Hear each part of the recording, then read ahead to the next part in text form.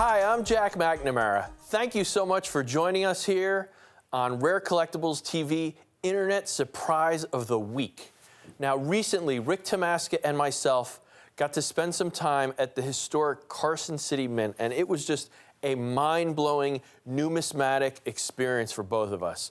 Now, I'm going to show you a short documentary here with Robert Nyland, the museum director at the Carson City Mint at the museum there. And when I come back, I'm going to show you some of the rarest Carson City dollars there are.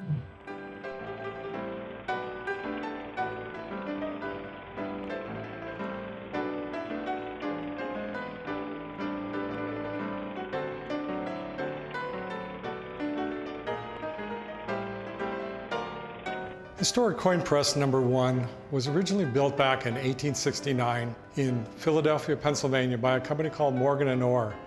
And the press was ordered brand new for the new mint that was going to open in Carson City in 1870. It arrived here in 1869 and then went into production. And in fact, it was the first and only press for the first 5 years here at the mint.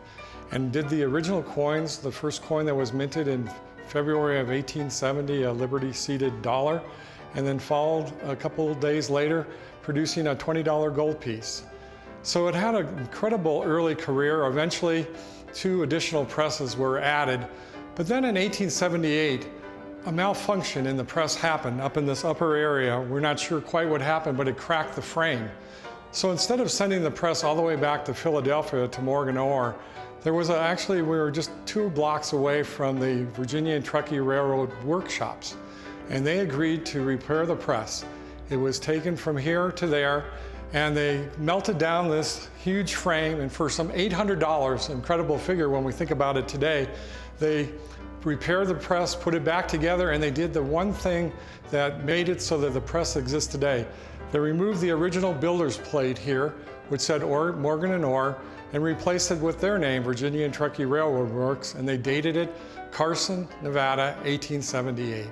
So that saved the press. It was back in use, and I want to mention they were operated with steam at that time. The whole time this press was here at this mint, it was always operated by there was a stationary steam engine out and back that created the power to operate the presses, but also some of the other equipment that they used in the minting process. When it started production in 1870, it could do 100 silver dollars in a minute. Pretty much after 1878, the only production they did in silver were Morgan dollars. They didn't do the dimes anymore. They didn't do the 20-cent pieces, the trade dollars. They just continued just to do the Morgans all the way until the mint finally closed in 1893. So that was the basic coin that they were turning out in that time period. They started off where for each press, for example, like coin press number 1, it would have an operator that would be sitting here. They would start the press going, and you can imagine with that producing 100 a minute, they had to be on top of things. And basically what they did, there was a tube that sat up in front. They would be sitting in a chair where I'm standing here. There would be a bin next to them that would have the blanks, and their job was to make sure that that tube was constantly filled. Now the size of the blanks would depend on if they were doing silver dollars, if they were doing a dime, a 50-cent piece. So the idea was to keep that. So there was one individual, and I think this is an interesting point, sometimes it's overlooked, is that women were sometimes operators of the press. And they would sit here and they would do that during the day. The other part of their job that they were really known for, not so much as operators of the press, but they were the adjusters. And this table in front of me is actually an adjuster's table, and they were the quality control. And you can just see where they would sit at. There would be a table for 3 on this particular one. This machine is designed to go up to 200 tons of pressure. But for example, to do a silver dollar in the 1800s, it would get up to 175 tons of pressure to do that. And that would be because it's 90% silver and 10% copper. But think of that when it was doing 100 a minute, the force and the movement of this wheel here, this big wheel going around at that rate, so that it's coming up and then down, up and down so quickly. And it was high technology for its day. Actually, the Mint was very proud of its ability to do that kind of production. And then eventually, when the mint closed here, and the last time coins were minted was 1893, and then officially the mint closed in 1899. So it's an exciting piece of our history in the state of Nevada, but nationally, I contend it's the most significant and most unique coin press that's still in existence in the United States. Wow, wasn't that great? I mean, I had such a great time in that building, getting to see Mint Press #1 in operation, hearing all those stories from Mr. Nyland. It was just a once in a lifetime experience for me and Rick to be there in the Carson City Mint. What I have here are some of the rarest coins that exist today that were struck at the Carson City Mint. These are from that final year that the mint was in operation, 1893. They weren't even open for the whole year. So first off, you're starting with low mintage coins. Most Morgan dollars were struck in the millions, but there's a small amount of dates and mint marks that were struck for under $1 million. 1893 Carson City dollars, only 677,000 were struck. So you're starting with a low mintage.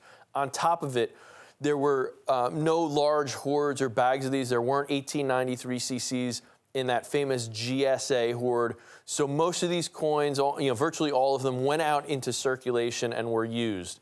Very few uncirculated coins exist.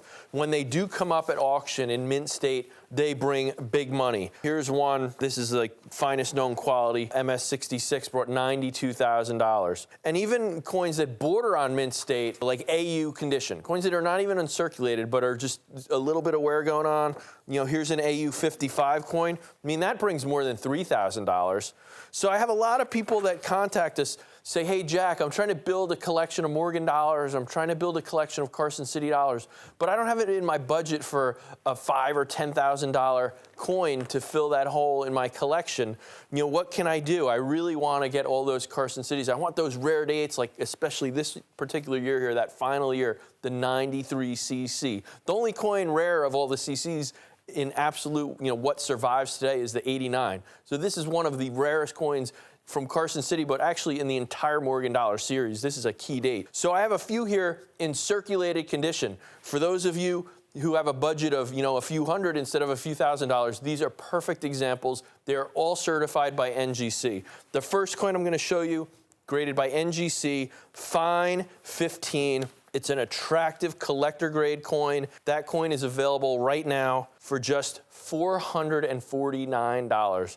Like I said, you go up a couple points to that AU level, and these coins are about $3,000. You go to mint state, generally you're seeing coins that are $5,000 to $10,000 and up. Like I said, you get to those highest grades, it can be an $80,000, $90,000 coin. The next coin I have here is another fine condition. This one is fine 12. Just similar coin to the last one. This one is $429. Another attractive coin. It's been used, but not abused. A coin that's been circulated for a while, but not damaged, cleaned, scratched, no problems there. And then finally, I have one coin that's been graded good for. That coin is $249. So you have a few options here to fill that rare key date hole in your Morgan dollar collection, in your Carson City dollar collection. If you're interested in any one of these coins, just go down right below this video in the description. You'll see links to each of these coins. Just click on the one you like. It'll take you right to our website. You can add that coin to your cart and add it to your coin collection. Thanks for joining me here. You're watching Rare Collectibles TV.